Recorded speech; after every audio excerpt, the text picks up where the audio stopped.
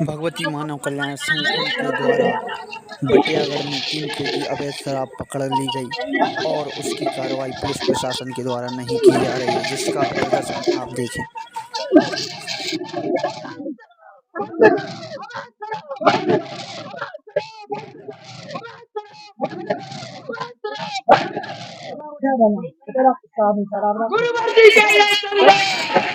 बड़ी विडंबना है, कुछ कहा नहीं जा सकता। थाने के सामने आरोपी और अवैध शराब ले जाने वाला आरोपी और शराब भी है, लेकिन कोई कार्रवाई नहीं की जा रही है।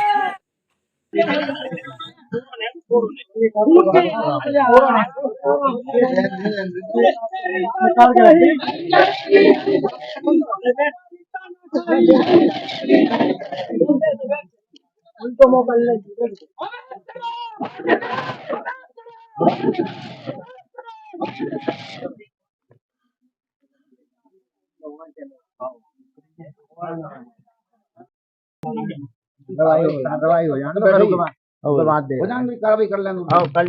बताइए, आज आप लोग यहाँ पर प्रदर्शन कर रहे हैं क्या? 8 बजे से थाने में बैठे हैं।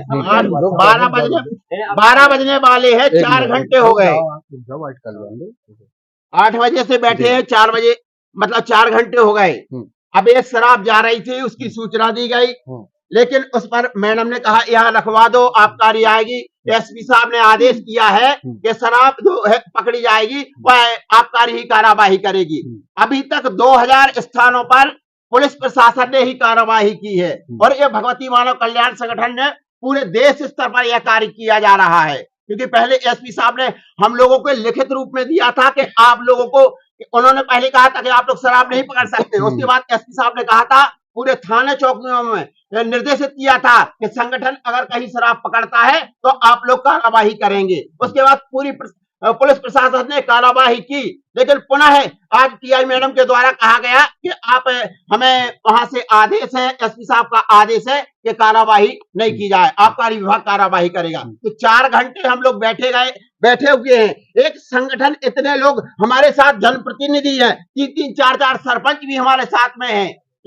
यह मानव अधिकार की पुस्तक है, इसमें लिखा हुआ है कहीं अपराध होता है तो पुलिस को सूचना देकर आप पकड़वा सकते हैं। तो क्या यह हमारा अधिकार है? जनता का अधिकार नहीं है कि अवैध शराब जा रही थी, गांव-गांव अवैध शराब बेची जा रही है, तो क्या इस पर पुलिस प्रशासन कार्रवाई नहीं करेगा तो कौन करेगा? यहाँ से आबकारी कम से कम 40 किलोमीटर दूर है, तो तुरंत में क्या हम लोग वहां, हमारे ऊपर कोई हमला हो जाए या कुछ भी हो सकता है, तो क्या हम लोग इसके जिम्मेदार कौन लेगा? हमें यह लिखकर दे दें मैडम साहब कि हम कार्रवाई नहीं कर सकते तो हम लोग संतुष्ट हो जाएंगे, हम लोग एसपी साहब का घिराव करेंगे। अभी आप लोग प्रदर्शन कर रहे थे जब टीआई मैडम साहब आपके ऊपर झूठी एफआईआर की धमकी दे रही है। बिल्कुल, मैडम ने ये कहा कि मैं कुछ अपना काम कर रही थी, तो 4 घंटे पहले मैडम को सूचना दी गई। 4 घंटे से आपके थाने में कैमरा लगे हुए हैं, तो 4 घंटे पहले भी तो हम लोग बैठ के यहाँ शराब रखी गई, तो 4 घंटे से मैडम ने क्या कार्रवाई नहीं कर सकती थी?